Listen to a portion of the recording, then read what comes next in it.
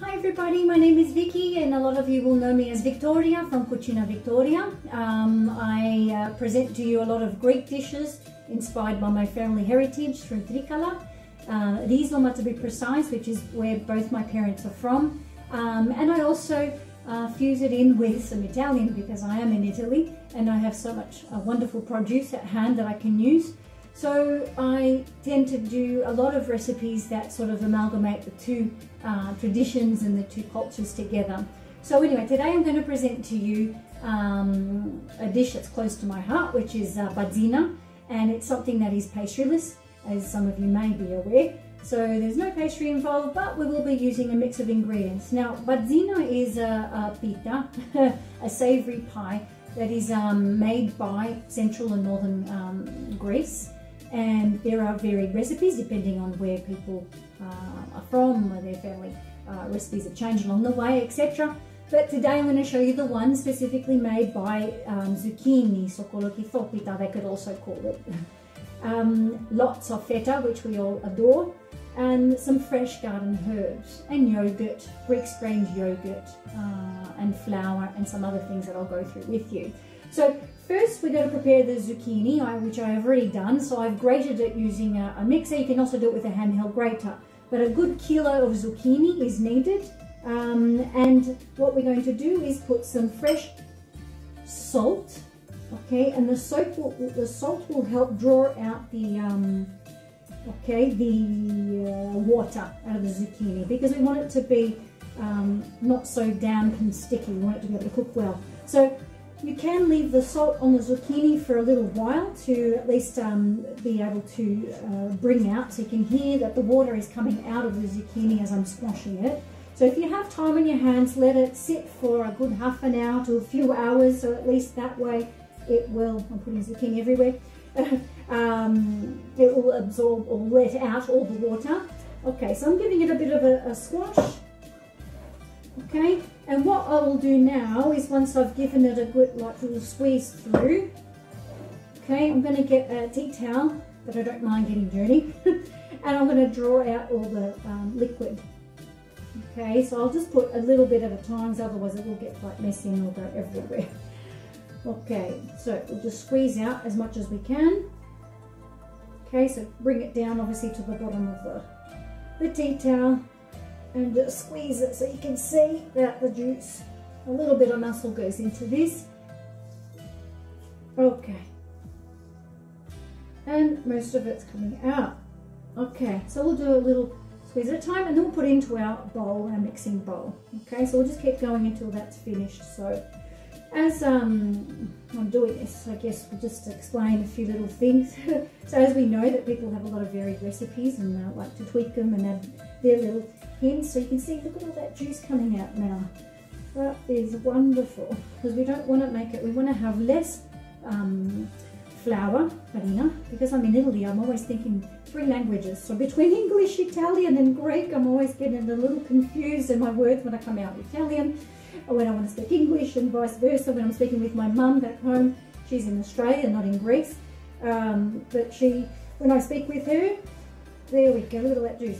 When I speak with her, my husband actually laughs when he hears me speaking with her, because I'm throwing in a mix of all 3 languages. But it happens anyway. So yeah, living in Assisi in Umbria, which is central Italy. So where I am at the moment, we're very fortunate that we have a lot of wonderful agricultural areas. So, you know, they grow fresh corn, and they grow wheat, which is a big one. So you will have seen some of these images on my Instagram, and which is wonderful, because we're able to get, when things are in season, we're able to get all this wonderful fresh produce at hand. And obviously from other surrounding regions which grow things like garlic, aglione, which is another wonderful vegetable and item that we can get when it's in season. I think that's about done. It's a little bit hard to get all the little bits out. So okay, so last bout, and there you have it. Okay, so once the zucchini process has been done, I will show you, so you might be able to see. So there is quite a bit of juice flying around in there from the zucchini that's been extracted.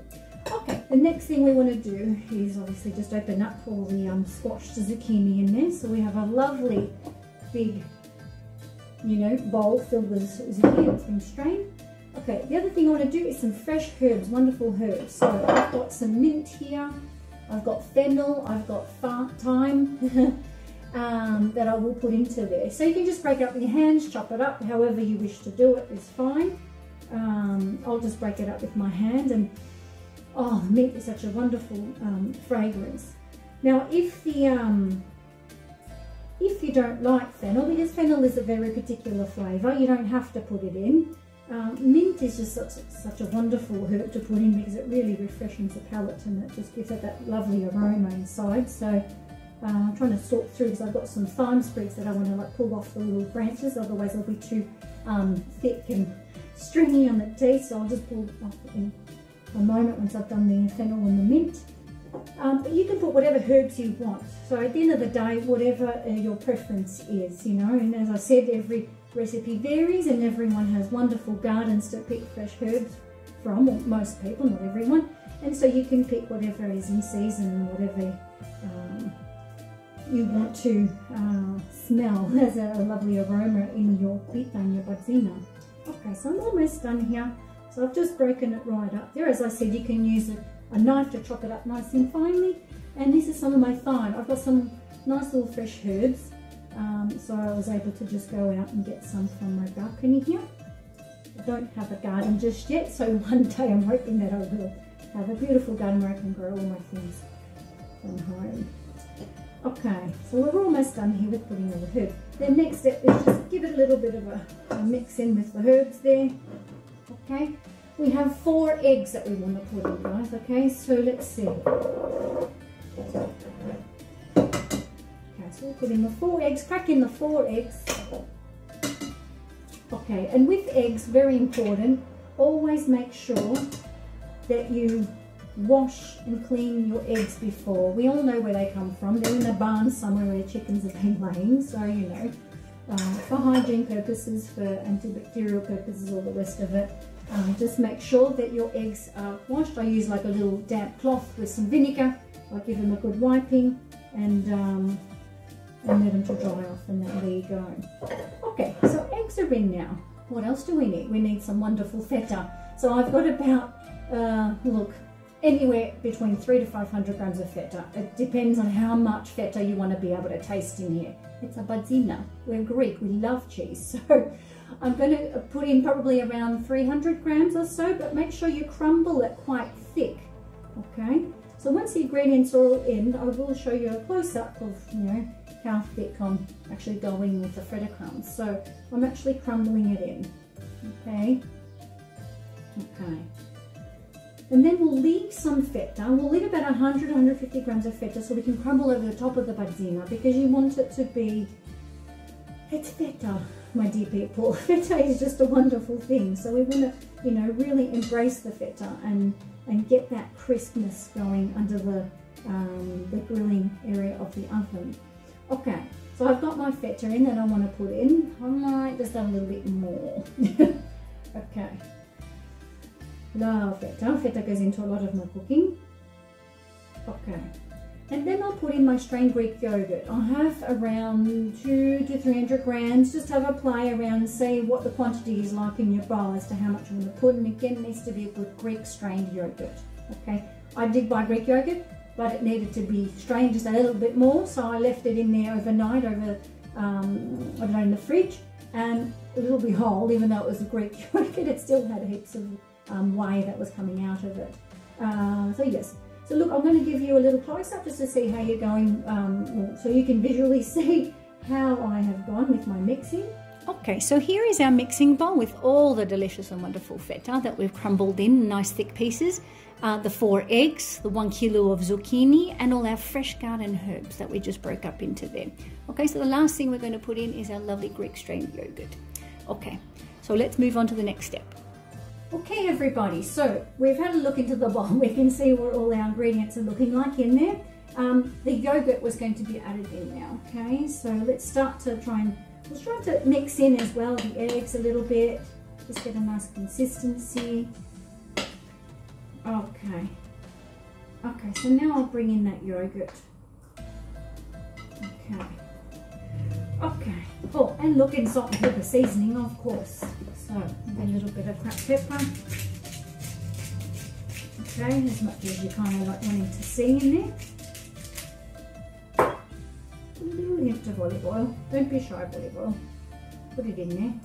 We have some wonderful olive oil in the region here. We have a lot of olive groves, and so every year people are, even for their own private family use, are getting into picking all the olives and taking them to their local, they call it the frantoio, which is the milling area where people can go and get their olives milled and their olive oil production done, so put into their oil vats and bottles, etc. Okay, so we're getting a great consistency here. Let's mix it all in. Oh, it's very yogurty and cheesy. Okay, so as we know, our yayades, our grandmothers and our mothers put a lot of muscle into their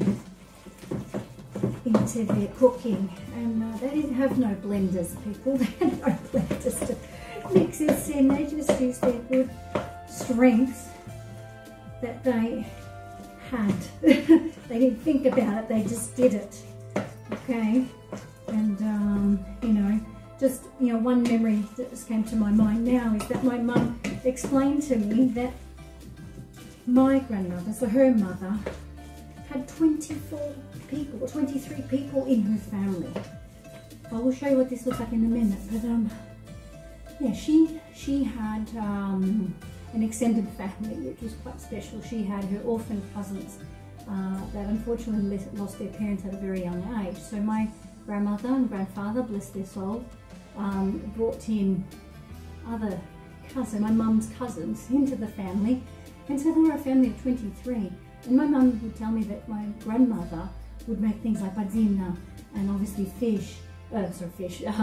cheeses and milk and butter and bread, and she would bake, I think Mum said 3-4 times a week at least, but she would make an abundance of bread because she had 23 people to feed, and she would never stop. She would never sit down.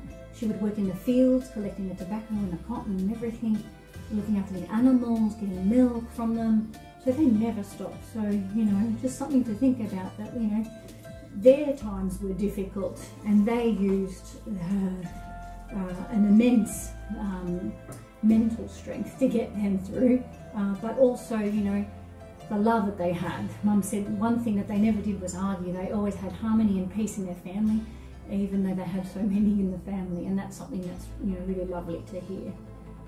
Okay, so let's move on, guys, with the recipe. I'll just show you what it looks like. We have nice consistency. The next phase will be to actually put in the flour. Okay, so remember, we're not putting a lot of flour into this mixture. So the flour is just like, you know, not the protagonist here. The protagonist is the feta and the zucchini. So I'll just show you what the mix looks like this far, and then we'll start to add in the flour. Okay, so here we go. This is the mix this far with the zucchini, the yogurt, the fresh herbs, the feta, everything, the eggs. We haven't yet put in the flour. So once we put in the flour, obviously it'll get into a bit more of a doughy consistency, nice and thick, and then we'll be able to put into our pan. Okay, so we all had a look at how the consistency is looking forward at the flouring. The one thing I did want to put in before I put in the flour is a beautiful zest of lemon. And lemon, as you probably have seen in some of my posts, it's been washed and they're untreated. So make sure that you do get organic or untreated lemons, okay? Very important. But as I was saying, I really adore lemons, and you will have seen in a lot of my cooking I add it in to almost everything, whether it be cakes, savoury pies, my oven baked cipolle ripiene, which is the onion, the stuffed onions. Anyway, lemon I just feel is a wonderful, wonderful fruit that can be added into really almost anything, any part of your cooking. Okay. Okay, so just, I mean, you know, everyone has a different sort of taste preference. but lemon, the aroma, these lemons are from the Amalfitana costiera, so the coast of Amalfi down south. And I'm almost done, and just, you know, unbeatable. These lemons, just the fragrance that comes out is just amazing. Okay, so there we have it. There's the lemon. I'll give it a little bit of a mix through, and then I'll put it in the flour. Okay, that'll do. So the flour I've already got going. So guys, I've been really getting into farina di farro, which is spelt flour. Okay, I've got 350 grams, okay, 350 grams here. Spelt flour is quite antique grain here and very untouched. They say that they don't use pretty much hardly any, if any, pesticides. So a very good flour, very light. I've made my koulourakia, my Greek orange scented biscuits this year with them, and it's been a wonderful flour to use. I use in a lot of my cooking of late, and it really sits well for people who are kind of a little bit, you know, gluten sort of products that are a little bit heavy and not so kind to some people. So spelt is really, really great flour. I'll just keep adding it, and I'll see how I'm going with the consistency. So, you know, just like anything, it's kind of like an all by eye thing. Oops, the bottom is here. Okay, we're almost pretty much done, so I don't think I'll be even using the full amount, to be honest. So I'll go a little bit more with the mix. Okay. Okay, and then we'll get the pan prepared and ready to go, okay? Because that's also something quite important as well. Okay, so that's a great consistency. I'll show you how that's looking. And then we'll move into putting it in the tray, so it's finally ready. Everyone, so our mix is done. We've got all our ingredients blended in. We have a lovely big tray, a baking tray, okay? So what we want to do now is, oil is your friend. We're going to coat with some lovely olive oil, okay, in the pan. Don't be shy. There's an amount, we need to have a good amount in there. Okay, and use your hands. Okay, nothing better than using your hands. Get in there. As I said, our grandmothers didn't have all these fancy things. They used their labour of love using their hands and all their muscle and energy that they would just, you know, have on a daily basis. Okay, so once we're done and we're happy with cutting the sides and the bottom of the tray, I will use some kalabukalevo, which is, remember in English, maize flour. Okay, we use it to make polenta here in Italy, and in Greece we use it to obviously do lots and lots of wonderful things with it. All that olive oil, I don't want to waste it. I'm going to put it on my hands, give myself a bit of a moisturising session. Okay, but then I will have to get some of it off with some paper towel. Oh, I'm perfume with the olive oil, such a wonderful thing. Okay, so almost done. My goodness, I really did a lot there. I put on heaps. Okay, so my maize flour, okay, I'm going to put it in the tray, and I'm going to go around the tray. Oh, I probably need more of it. Okay, so I don't want it to stick down, and it's going to give us that little bit of extra crunch as well, lining the tray. Hopefully, see what's happening now. I put so much oil in because I was getting so excited about the oil, guys. It's not moving around my tray now. Okay, I'm just going to have to get a little bit messy. I just want to basically, I probably went a little bit over the olive oil, but that's okay. I just want to make sure that I'm coating the tray enough so I'm getting that crispness. Okay, and it also acts as a little bit of, you know, a non-stick thing for us too. There we go. Okay, so I just want to make sure. Okay. That'll do. Okay, so I've coated the tray with the olive oil and the maize flour, and now I'm going to put in my mix, my Badzina mix. It's ready to go. Oh my gosh. I'm now going to go here on my own. Might have to put it in. Okay. Okay. And what the trick is, once I've got it into the tray, I always need my little helper. my photographer who's away at the moment. Okay. My photographer is my husband, who's been helping me through this journey of my cooking expeditions and my recipe creations. He's not only my taste tester, but he's also my photographer. So he helps me out with setting up all those amazing photos that you've been seeing online. And not an easy feat, just trying to get the right lighting and all the rest of it. So it's not always perfect, but you know, a picture tells 1,000 words, doesn't it? Okay, that's it. So now what I'm going to do, guys, I'm going to get my hands. See, this is where I needed all that oil on my hands, because I'm going to flatten out the mix here. I'll try and flatten out a bit with the Trikala, with my wooden spoon. Okay, but then I'll get my hands a little bit oiled up and dirty, so I can spread it out evenly, and that's what our grandmothers used to do. Sit there, doing things picture perfect. Okay. Here we go. Just get in there with your hands. Okay, put in a little bit of olive oil in the hands. Okay, and I'm just going to flatten that out so that way it doesn't stick. The olive oil will help not to allow it to stick onto your hands. Okay. Oh, I'm using the crunchiness of the corn flour. I haven't even gotten it baking yet. Fingers crossed, people. I've got a new tray here, so I'm hoping it's going to cook me a treat here. A really nice badzina. Okay. Okay, it doesn't have to be perfect, so long as it's kind of like flattened out enough. Okay, and do we remember what is the last thing I said I want to put on the top?